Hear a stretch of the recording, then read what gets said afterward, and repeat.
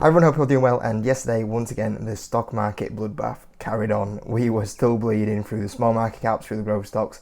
Only thing holding up, once again, was the S&P. Even that took a little bit of a tumble, but not as much as what other stocks, individual stocks were down on growth stocks and small market cap stocks. It was ugly once again out there, and it does kind of get to the point where it's just day after day where you're like, it's not going to go lower, another 5% down, another 4% down, another 3% down, and it is getting quite ugly out there.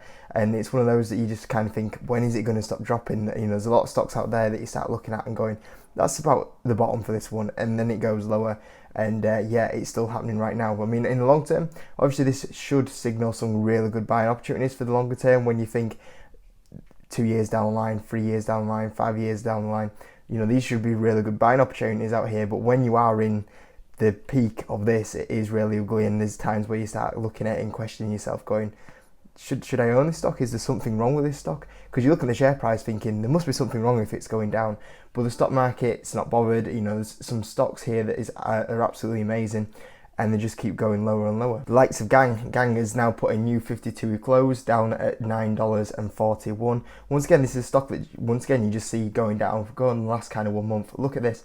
You look at this here, and the stock is down 36% in 1 month. You're looking at these sort of stocks and going, something must have happened for it to justify a company losing that much in 1 month. Like, what has Gang done to lose 36% in 1 month? You'd think they've lost like major clients or something. Like, the share price has just absolutely fallen off a cliff. And even from not just the 52 close, but other points. If we go back like even 6 months ago, it looks even worse. But especially in the last month, it's just boom, everything's fallen off. And this is one that you look at and think, okay, this company has done a fantastic year. It's beat what it said it was going to do. You know, we're predicting 105 million this year. It's going to do about 130 million this year. It's growth going forward. Analysts were expecting 20%. They're going to say they're going to try to do 30%. Not anything is reflected in the share price. So a company that has done amazing financials this year, not reflected in the share price, and what one of the cheapest valuation it's ever been on the stock market as well.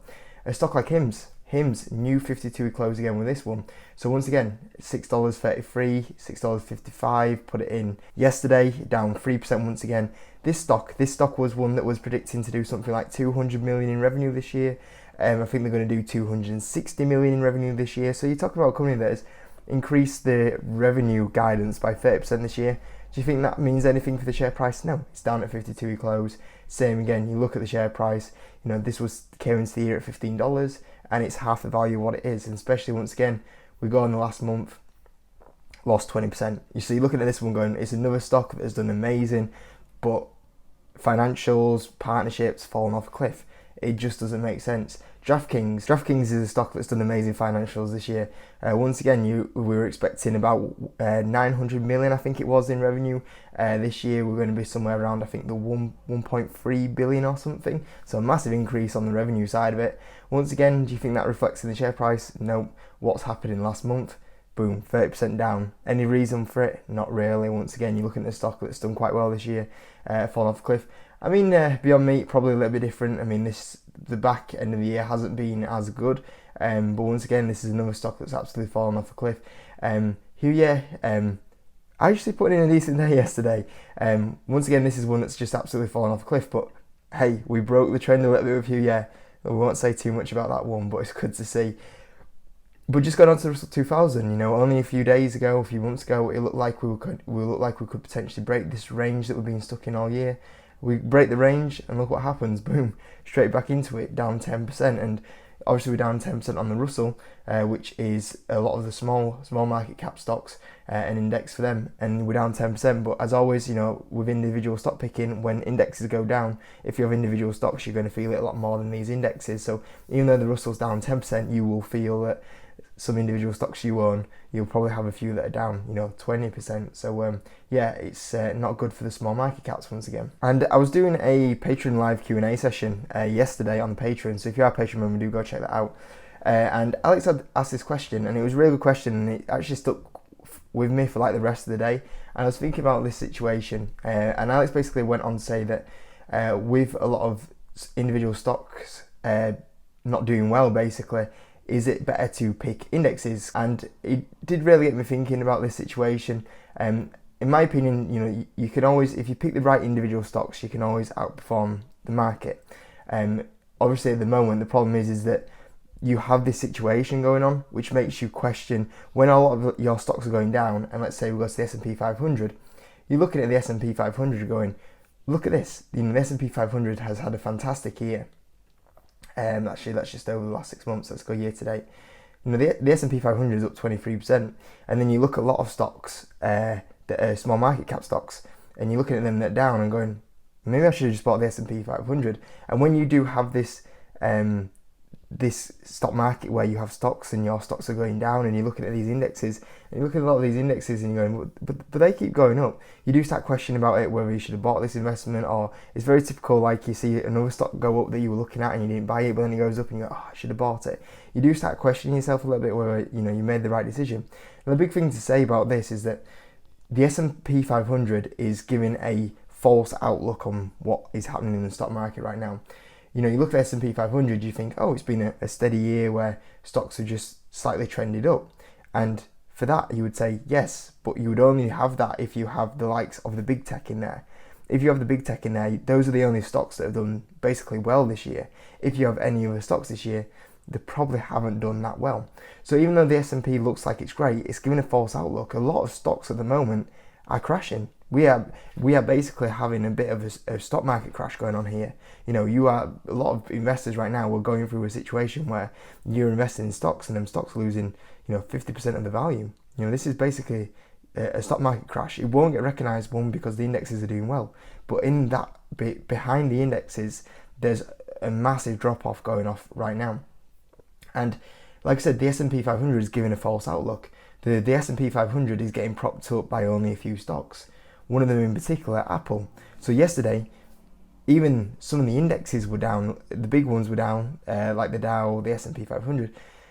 Even they were finally down, but in there you still had it not looking too bad, because you had the likes of this one. You had the likes of Apple. Apple was up 3% yesterday. And these little individual stocks are the only ones that are propping up the stock market. If it wasn't for them, the stock market would not look great this year. And the thing is, you got to remember, with like the likes of an S&P 500, this is supposed to be 500 companies here. Now, what you don't actually realise is when you look into the S&P 500 is the actual weighting of it. Now, if you actually look into the S&P 500 weighting of it, Apple actually controls 6.2% of that. That's correct. So even though there's 500 companies in here, Apple, one company, controls the S&P 500 by 6%, which is quite big. And then you look at the number 2 holding, Microsoft, 5.9%. So with them two companies, you have Apple and Microsoft, which control over 10% of the S&P 500. Two companies of a 500 company index control it by 10%. And you look at Apple and Microsoft, what have they done over the last kind of year? They've gone up. And that's why at the moment it feels like you are going through a crash, and we pretty much are, but it's not recognised by the indexes, because the indexes, big tech's the safe haven at the moment, and big tech keeps going up. And just because of them companies going up, because they control so much of these indexes, that's why you're not really feeling it in the indexes. You look at number 3, you got Amazon. Once again, not a bad year for Amazon. Facebook, Google, 2.3. The other Google shares, 2.2. Tesla, once again, a very good year, 1.5%. So you've got massive chunks, over 20-30% of the indexes here controlled by nearly 10 companies. So when you look at these indexes and you think, oh, maybe I should have bought that, it's a bit fooling at the moment, because you look at them sort of indexes and they kind of lying to you a little bit, because you look at these indexes and you think, oh, I should have bought that, but realistically there's only a few stocks that are propping that up. If it wasn't for them stocks propping it up, and we had the indexes actually registered that were going down, you might feel a bit better about it. So don't get sucked in because that's going up. That can't keep going up at the rate it is going. And as well as that, you are basically, these are one of the events that you go through, and then when you get through the other side of this event, you actually feel better as an investor. It gives you a bit more confidence of like, oh, I remember when you were looking at a stock like Gang and it was at $9, and you're like, oh, it can go to $8, and it goes to $8 or $7, it goes to $7. But eventually people go, we should start buying that. That's a great company that's absolutely sold off. This stock has lost half its value for no reason. We should be buying that one, and it will happen. But the moment people are going to these safe plays with the S&P 500, the big tech, and that's propping the market up. And the thing as well is, like, the S&P 500 looks absolutely amazing right now, but the valuations this is trading at can't hold up forever. You know, if you look at the here over a 5-year period, it's up 108%. The indexes are supposed to do like 8 to 10% a year. So we are way over what we should be doing. And look at the last kind of, if we go over the last period here from 2020 to the end of the year, 41%. And even in 2021, the massive amounts of return. You know, if we could zoom out, I mean, just look at this here. Look at that. It's like a straight line going up. It's like a straight line going up. It can't keep doing this. So even though you're like looking at that going, oh, maybe I should buy that. Don't forget about valuations, because most of these that are in here now are massively overvalued. And it's like Apple. You look at Apple. I've never seen Apple trade at 29 times earnings. Never. It's never been there. The most I've used to see it at was like 18. So a lot of these stocks here that are propping up the market and giving this false image, don't be fooled by that and be like, oh, maybe I should have that. Maybe I should be, buying this. Maybe I should be buying S&P 500, because this is a fluke here. There's no way that this, the S&P is being carried by a few stocks, and then few stocks are trading at ridiculous valuations, and that can't keep going on. And at some point that will sort itself out. Now, when you look at what's going on here behind that, when you look at the other stocks that are going on, without doubt, this is like a cross situation where it's just day after day, 2%, 3%, 4%, 5% keep going down, new 52 close, and the financials aren't the stock price isn't following the financials at the moment. But what will happen in the long term, it will do that. And if you're looking at a lot of stocks now and you start looking at a stock like Gang, and you're thinking, well, what if they grow 30% a year? They start doing profit. It's a 400 million market cap. Is this a buying opportunity right now? If you look at the likes of Hims, thinking, okay, in the next kind of two years, this is going to come profitable. It probably, carry on growing at, a good 30% revenue rate.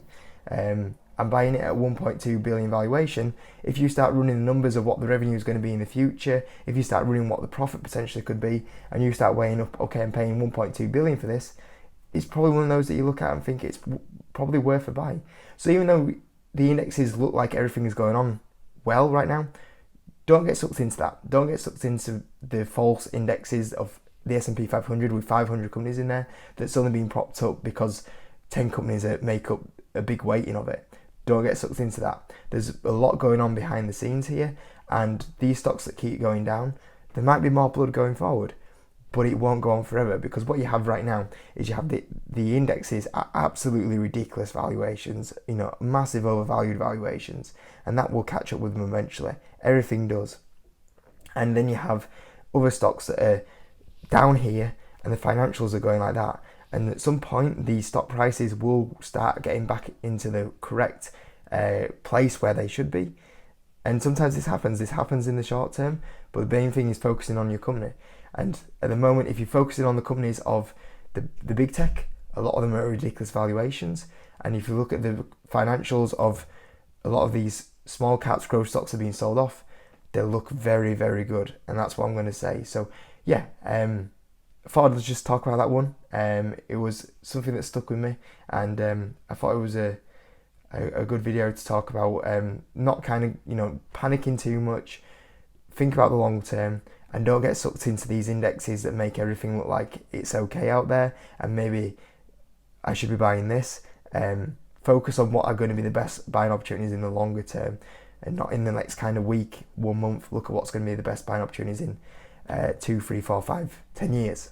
Like I said, I thought I'd talk about that one today. So hope it was useful anyway. Hit the like button, and I'll see you in the next video.